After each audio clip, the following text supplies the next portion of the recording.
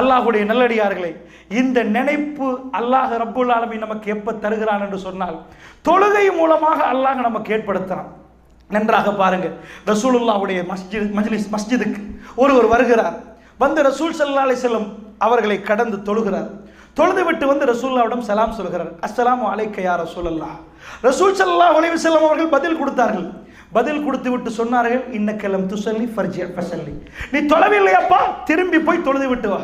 மறுபடி தொழுது விட்டு வந்து சொன்னார்கள், அல்லாஹ்வுடைய தூதரே தொழுது விட்டேன். ரசூலுல்லாஹ் சொன்னார்கள், லம் துஸல்லி, தொழவில்லை, தொழுது விட்டு வா என்றார்கள். மறுபடி போய் வந்தார். 3 முறைகள் ரசூலுல்லாஹ் சொன்னார்கள், நீ தொழவில்லை என்று சொன்னார்.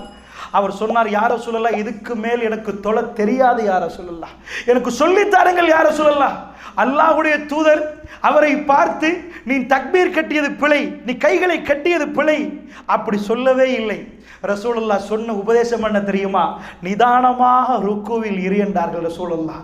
நிதானமாக சஜதாவில் இரு என்றார்கள் ரசூல் ஸல்லல்லாஹு அலைஹி வஸல்லம் அவர்கள்.